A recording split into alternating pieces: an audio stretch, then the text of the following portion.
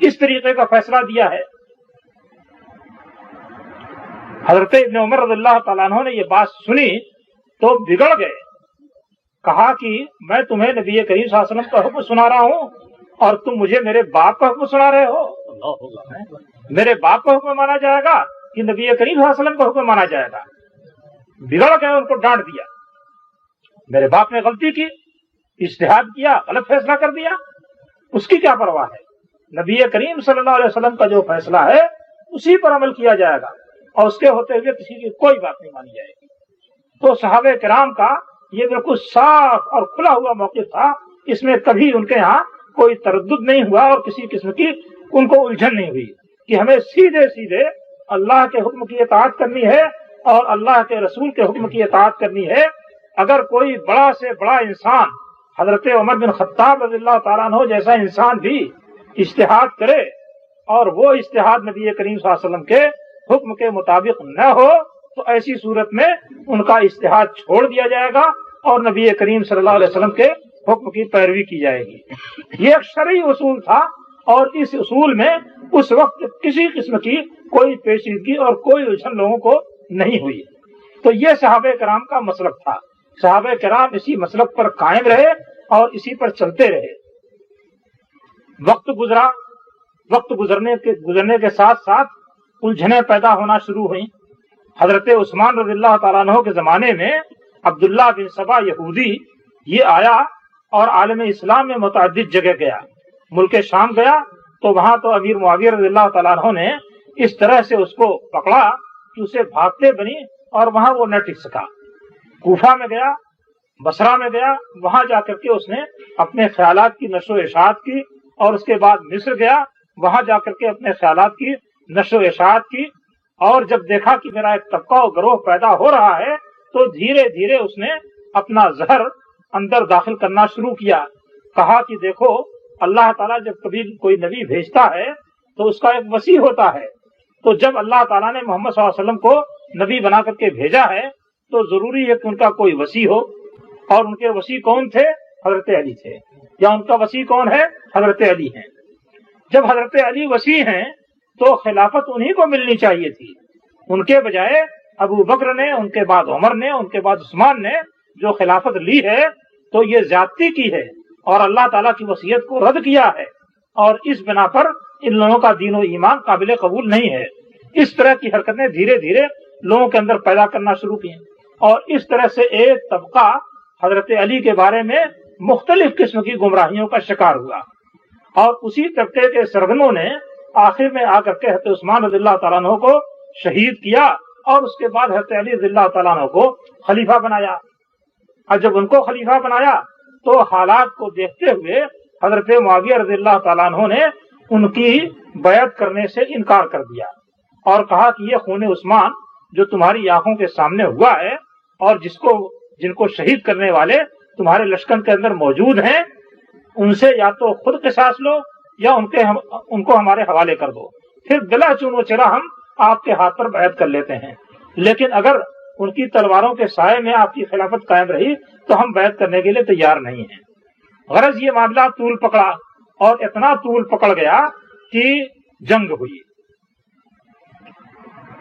सिफीन की जंग मशहूर है और सारे मुसलमान जानते हैं। इसमें बहुत बड़े पैमाने पर खूनरेजी हुई। बाद रिवायतों में यह बयान किया गया है कि 60,000 मुसलमान दोनों तरफ से शहीद हुए और बाद रिवायतों में यह बयान किया गया है कि 90,000 मुसलमान दोनों तरफ से शहीद हुए। और लुत्फ की बात यह भी बताता चलूं कि मुअर्रिखीन ने यह लिखा है, जिन लोगों ने 60,000 लिखा है तो लिखते हैं कि 40,000 आदमी हज़रत अली के मारे गए, 20,000 आदमी हज़रत अमीर मुआविया के मारे गए।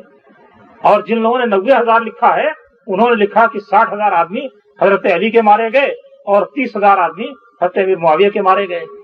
बहरहाल जो कुछ हुआ हुआ, मगर इसका एक सबसे बुरा और खतरनाक नतीजा ये निकला कि ये लोग जिन्होंने गुमराहियां फैलानी शुरू की थी हज़रत अली के बारे में और अहले बैत के बारे में, उनके पंजे खासे मजबूत हो गए और हज़रत अली रज़ियल्लाहु ताला अन्हु पर तकरीबन उन्होंने काबू पाए रखा और उनकी सियासत को ये अपने हाथों में लेकर के घुमाते फिराते रहे। तो इस तरह से एक तबका ऐसा निकला جس نے کہ اللہ اور اس کے رسول کی اطاعت اور ان دونوں کے کلام کو حجت بنانے کے بجائے مختلف ہیلوں اور بہانوں سے دوسرے قسم کے عقائد اختیار کر لیے. اور جب یہ جنگ صفین سے واپس ہوئے تو ایک دوسرا طبقہ نکل آیا جس کو خوارج کہا جاتا ہے. انہوں نے ان شیعوں کے برعکس عقیدہ اختیار کیا. انہوں نے کہا کہ حضرت ابو بکر و عمر جو تھے وہ تو خلیفۃ المسلمین اور امیر المومنین تھے، لیکن علی اور معاویہ یہ دونوں کے دونوں کافر ہیں. لا حول ولا قوت الا باللہ. تو اب یہ جو امت ایک سیدھے راستے پر تھی اس میں 3 راستے ہو گئے. ایک راستہ تو شیعوں کا ہوا، دوسرا راستہ خارجیوں کا ہوا، اور تیسرا راستہ جمہور امت کا تھا. جمہور امت چاہے وہ حضرت علی کے ساتھ رہے ہوں چاہے امیر معاویہ کے ساتھ رہے ہوں، ان کا عقیدہ اور ان کے نقطۂ نظر بالکل ٹھیک وہی تھا جس پر کہ صحابہ کرام چل رہے تھے کہ اللہ کا کلام اور اس کے رسول کا کلام یہ حجت ہے، اور اس کے مقابل میں اگر کوئی چیز لائی جائے تو وہ حجت نہیں ہو سکتی ہے. مسلمانوں کا جو اولو الامر ہے، جو خلیفہ ہے یا حکمراں ہے، اس کی اطاعت کی جائے گی، لیکن اس کی اطاعت اسی وقت تک کی جائے گی جب تک کہ وہ شریعت کے مطابق چلے یا شریعت کے مطابق حکم دے. اگر اس سے ہٹ کر کے وہ چلتا ہے یا حکم دیتا ہے تو اس کی اطاعت نہیں کی جائے گی. لا طاعت لمخلوق فی معصیۃ الخالق. اللہ کی نافرمانی میں کسی مخلوق کی اطاعت نہیں کی جا سکتی ہے. تو جمہور امت اپنے صحیح راستے پر قائم رہے، اور 2 واضح فرقہ الگ الگ نکل آیا، اور اس نے امت میں اس طرح تفرقہ کیا کہ 3 گروہ بن گئے. یہ گروہ جو کہ صراط مستقیم پر قائم تھا اور جس پر جمہور مسلمان تھے، عام مسلمان، یہ گروہ جیسا کہ میں نے بتایا اسی راستے پر قائم تھا. اس گروہ نے جب ان 2 گروہوں کو دیکھا کہ یہ اسلام کے عام راستے سے ہٹ گئے ہیں اور سیاسی بنیادوں پر انہوں نے اختلاف کیا ہے اور کچھ عقائد بھی نشر کر رہے ہیں، تو یہ جمہور مسلمان چونکے کہ معاملہ خطرے سے خالی نہیں ہے. اس لیے کہ اب ایسی حدیثیں بھی بیان کی جانے لگی تھیں جن کے متعلق واضح طور سے معلوم تھا کہ یہ نبی کریم صلی اللہ علیہ وسلم کی حدیث نہیں ہو سکتی. ایک شیعہ ہے تو وہ اپنے نقطۂ نظر کی تائید کے لیے اس طرح کی حدیثیں گڑھ کے پیش کرنے لگا.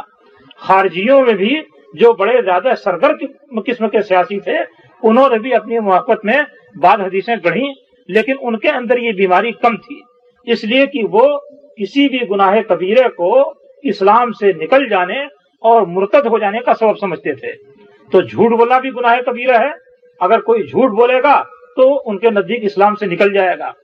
اس لیے وہ تو اس جھوٹ بولنے کی بیماری سے بڑی حد تک محفوظ رہے، اور جو بہت زیادہ مستغرق تھا اپنی سیاست میں اسی نے اس طرح کی باتیں کی ہوں گی.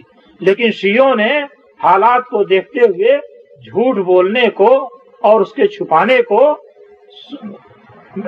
یہ نیکی کا کام سمجھ لیا، اور نیکی کا کام قرار دے کر کے اس کو باقاعدہ کہتے اور کرتے رہے، اور آگے چل کر کے انہوں نے یہ عقیدہ بنا لیا کہ دین کا 9 حصہ، دین کے کل 10 حصے ہیں جس میں سے 9 حصہ تقیہ ہے اور 1 حصے میں باقی پورا دین ہے. یعنی کہنا کچھ اور کرنا کچھ اور، زبان سے کچھ کہو اور عملاً کچھ اور کرو، تو یہ تقیہ ہے. اس تقیے کو انہوں نے دین کے 10 حصوں میں سے 9 حصہ قرار دیا اور 1 حصے میں باقی سارا دین رکھ لیا. تو یہ انہوں نے گڑبڑ کی. جب اس طرح سے گڑبڑ شروع ہوئی ہے اور نبی کریم صلی اللہ علیہ وسلم کے نام پر غلط حدیثیں بیان کرنی شروع کی گئیں، تو اس کے بعد لوگوں میں یہ جستجو پیدا ہوئی کہ کیا صحیح کہا جا رہا ہے، کیا غلط کہا جا رہا ہے، اس کا پتہ لگانا چاہیے. لہذا اب اگر کوئی کہتا کہ نبی صلی اللہ علیہ وسلم نے یہ فرمایا ہے تو کہتے کہ اچھا آدمی لاؤ، کس آدمی سے تم نے یہ بات سنی ہے اسے پیش کرو، اس کے بغیر جو ہے ہم نہیں اس کو مان سکتے ہیں. مسلم کے مقدمے میں ابن عباس رضی اللہ تعالیٰ عنہ کا یہ بیان ہے کہ جب لوگ کہتے ہیں کہ قال رسول اللہ صلی اللہ علیہ وسلم، رسول اللہ صلی اللہ علیہ وسلم نے یہ بات بیان فرمائی ہے، تو ہم فوراً اس کی طرف لبک پڑتے تھے اور کان لگا لیتے تھے. فلما رکب الناس الصعب والذلول قلنا ہاتوا رجالکم.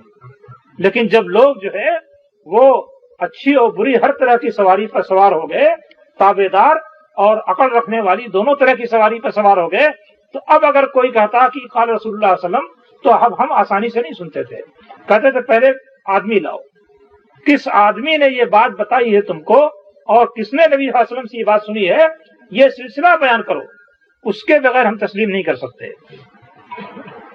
تو وہ احادیث جو کہ صحابہ کرام کی زبان پر تھیں اور عملاً جس کو وہ اختیار کیے ہوئے تھے، اس دور میں آ کر کے ان احادیث کو تحقیق کے بغیر قبول نہیں کیا جاتا تھا، کیونکہ اب وہ عام طریقے سے گزر چکے تھے اور ان کے بعد کے لوگوں کا وقت آ چکا تھا، اور ضروری تھا کہ جب تک وہ پچھلے لوگوں کا حوالہ نہ دیں تب تک اس پر اعتبار نہ کیا جائے۔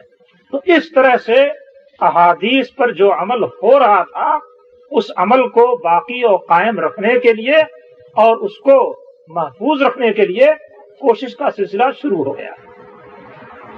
احادیث کو چھانٹنے اور پرکھنے کا سلسلہ شروع ہو گیا، کیونکہ اس کے بغیر صحیح اور غلط کو، ثابت اور جھوٹ کو چھانٹا اور پرکھا نہیں جا سکتا تھا۔ یہ سلسلہ اس وقت تو قائم ہوا اور چلا، اور اس کے بعد امت بھی گزرتی رہی، دوسرے لوگ آتے رہے۔